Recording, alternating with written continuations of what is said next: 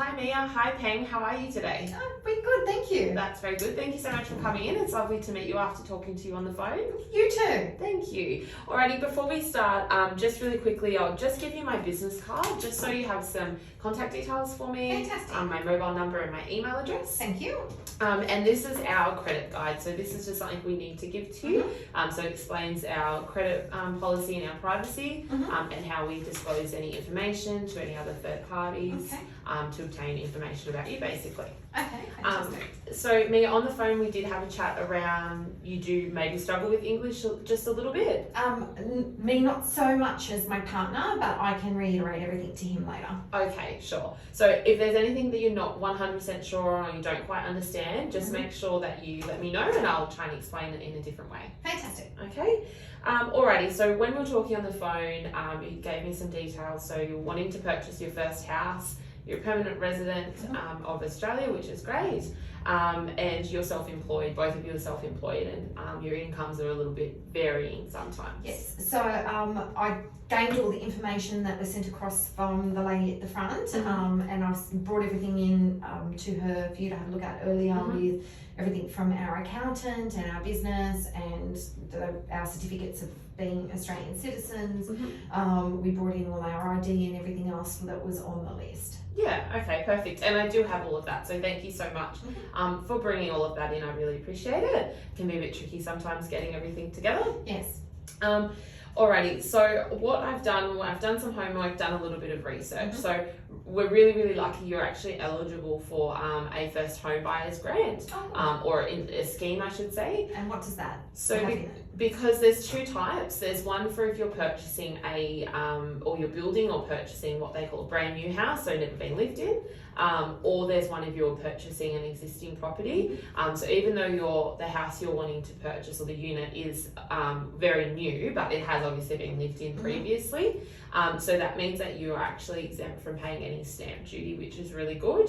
And what is stamp duty? So stamp duty is basically a government fee, and it can be quite substantial. So you'll probably save, anywhere from $12,000 to $15,000. Oh, fantastic. Yeah, which is really, really great. So we'll actually be able to save you a bit of your cash that you've got saved. So having a look at the numbers I've done, so working off a $410,000 purchase price. So I've done it so you won't be paying what we call LMI, which is lender's mortgage insurance. Okay. Do you know what LMI is? No. Okay, so lender's mortgage insurance is basically a fee that the borrower gets charged, and it's because the bank takes out insurance to cover the bank, so not the borrower, to cover the bank if you should default on your loan. Okay. Now, banks charge that if you're borrowing over 80% of the purchase price, because the banks see that as taking a bigger risk on you, because you have a smaller deposit. But we're really lucky in your case, you have quite a good deposit. So if we're looking at $410,000, and you've got your $95,000, so that means you could, 80% of $410,000 would be $328,000. Okay, so that's going to cover the loan. So the loan would be $328,000. That's exactly right. So the loan would be approximately $328,000, and we'd be using $82,000 of your savings. So you still have about $13,000 left over. Oh, great. And does that cover all expenses, or are there other fees that we will be needing to pay? Yeah, so there are a couple of other fees, which I've just made it so you would just pay that out of your $13,000. So you need to pay legal fees, which is normally about $1,700. So that's just to your solicitor or conveyancer. Okay. And then bank fees, obviously bank government fees, which can be maybe about $1,000, because you're not paying stamp duty. Okay. So it would probably end up being probably about $2,700 that you may be out of pocket out of your leftover money. So how does that all sound to you? How do those numbers No, sound? that sounds good because there's a bit left over. And is this loan the interest only that we discussed? No, so it's not the interest only.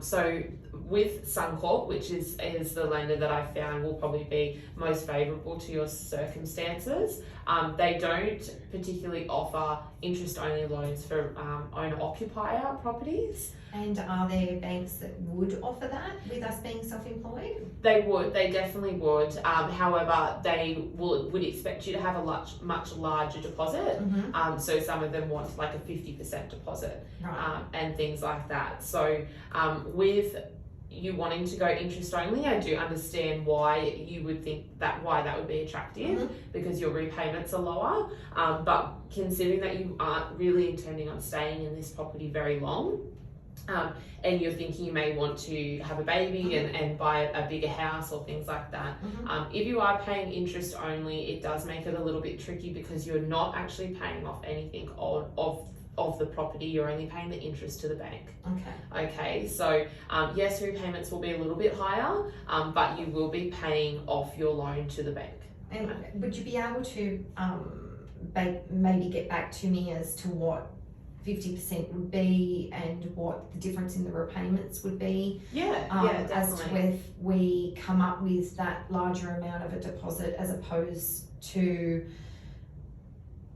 going with the other one where we pay less and you know what I'm saying? Yeah, definitely. Yeah. So, I mean, 50% of 410,000, that's 205,000. Yeah, that's a lot. So, I mean, it's definitely achievable if that's something that you wanted to do. But obviously, you would just be waiting a little bit longer. And then, you might come to the time where you decide that you have the baby anyway. Yeah. So I guess you probably wouldn't be looking at the property you're looking at now. You'd probably be looking at that as something a little bit different.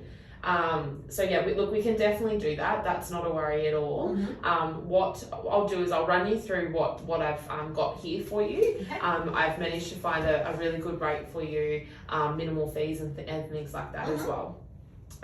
So what we'll do, we'll go through this, and if you're still unsure about it, then we can make another time and we can go through a couple of options for interest only, if that's what you'd like to do. Sure.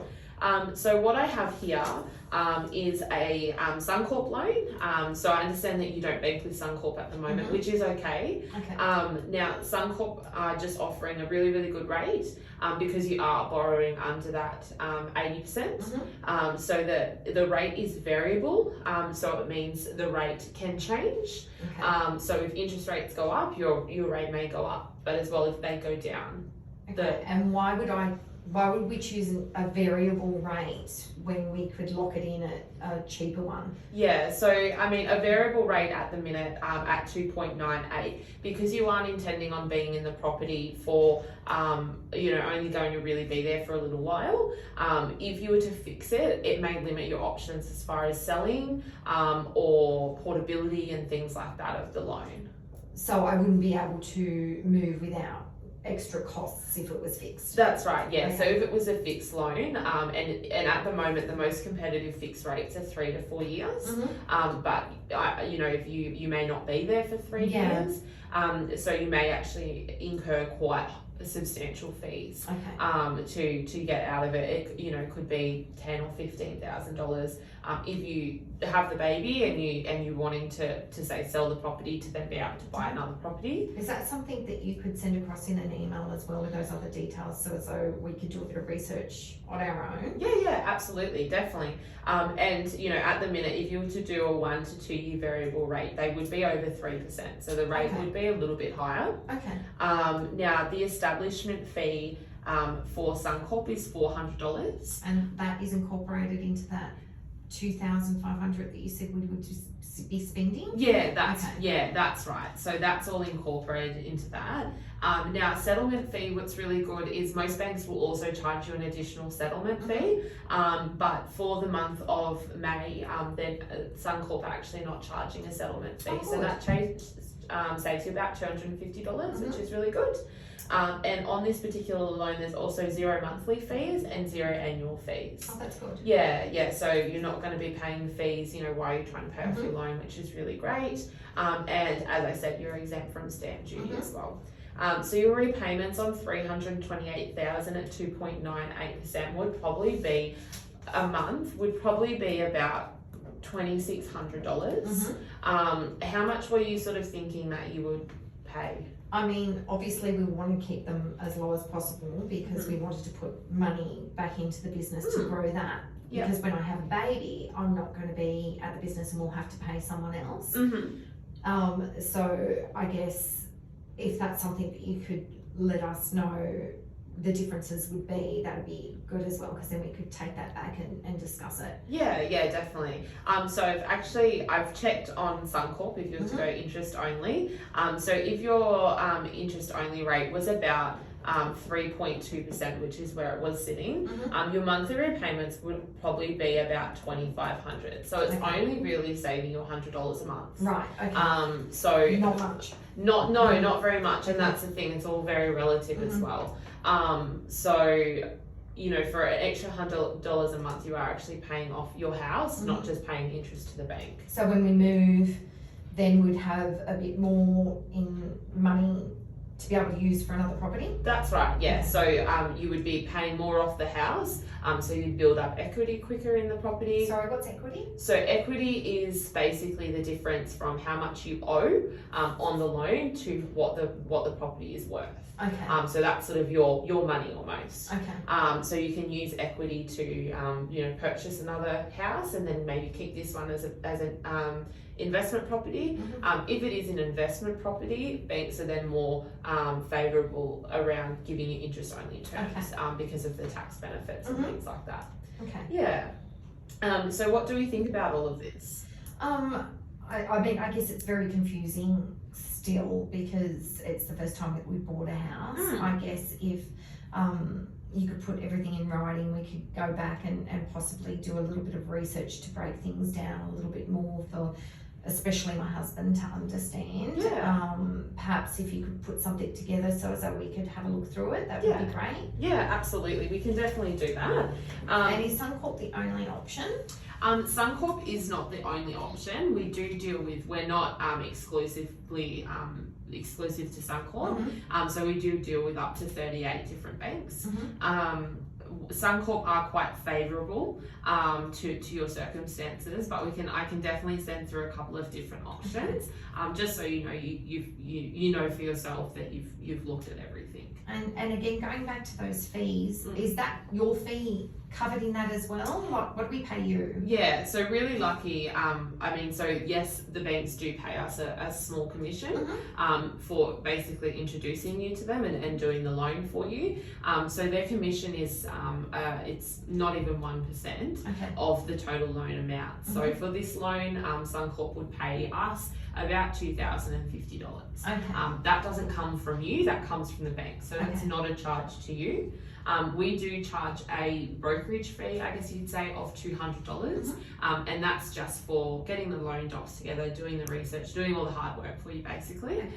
From there, and then we can also, after that, we also then just look after your loan for you basically. So if you want to come back and do refinances, or if you want to, you know, change from variable to fixed, or if you want to, you know, whatever you'd like to do, you can come back to us rather than going to the bank, and we can do all of that. And would I pay the $200 every time I come back, or is that just a once-off? Just a once-off. So then down the track in the future, if you, you know, when you and Payne do have a baby and you need a bigger place, then we could do the loan for you as well, but we wouldn't charge that fee. And does that have an expiry on it, or like in 5 years and then we have to pay again, or? No.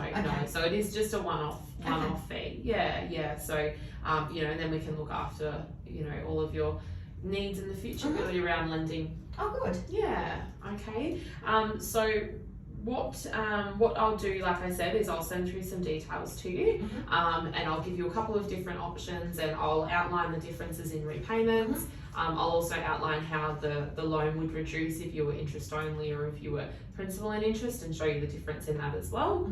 How does that sound? That sounds good. And would I be able to either ring you or come back in to discuss our choices prior to like actually committing to going for a specific loan? Absolutely, Okay. yeah. So what we'll do is I'll get do some more homework for you. I'll send it through to you in an email, and then once you've read over it, let me know and we'll make a time for you to come back in. Okay. Okay, so when you do come back in next, I will just need to make sure we have any updated pay slips if the company, the bakery is paying your wage, as well as your last 2 years of tax returns and notice of assessments for both yourself and for the company as well. Okay. Yeah, okay. And then from there, we also have to just make sure we are looking after your tax residency.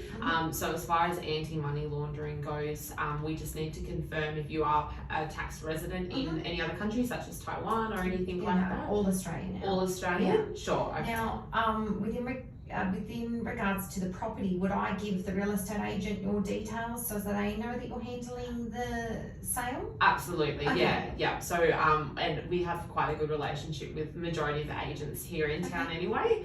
So yeah, just let them know and I'll get them to send through like a copy of the contract and things like that. Fantastic. It just might be easier for you to explain things than for me Absolutely. to then go to them and try to explain what you're telling me. Yeah, by all means, more than happy to do that, whatever works best for you. Oh, that sounds good. Okay. And how long until we would get this information from? Yeah, so I'll get it back to you by close of business tomorrow. Okay, fantastic. And then from there, depending on the bank, obviously, that you do decide to go with, their turnaround times are a little bit different. That's another reason that I've suggested Suncorp. Their turnaround times are quite good at the moment. So if we do decide to go Suncorp and buy this property, what then do I have to do? Yeah, so from there I then do the application for you. We'll send it out to you for you and Peng to sign, and then you'll bring it back. Once we have all the required documents together, so all of your pay slips, notice of assessment, all of that kind of stuff, we'll then send it off to Suncorp for them to assess. And would I pay the deposit for the condo to the real estate first or wait for you? So you'd wait. So we want to make sure that we can get you the finance before you make any deposit. And that would be something that you would ring me and tell me as well. Yeah, that's right. And that's also something to make sure you get guidance from your solicitor or your conveyancer around. Okay, fantastic. So they'll do the exchanging of the contracts. And then again, you would speak to my solicitor as well? Absolutely. Okay. Yeah, Oh, that's good. not a worry at all. That makes things easier. Yeah, definitely. Alrighty, well, do you have any feedback on my service today? Or? No, it's been really good and I've understood most of it. I guess once things are in writing, it gives me a chance then to have all the information in front of me to be able to tell my partner. As I said, his English isn't as good as mine, so I would be reiterating in Taiwan and I didn't want to have to do that in front of you. Yeah, no, that's okay. That's not a worry at all. Alrighty, well, I'll shoot that through to you by close of business tomorrow. Fantastic. And then I'll give you a couple of days to read over it and have a chat, and then I'll be in touch and we'll make a time for you to come back in. Thank you so much for your Okay, time. no worries. Thanks so much for coming. It was lovely to meet you. You too.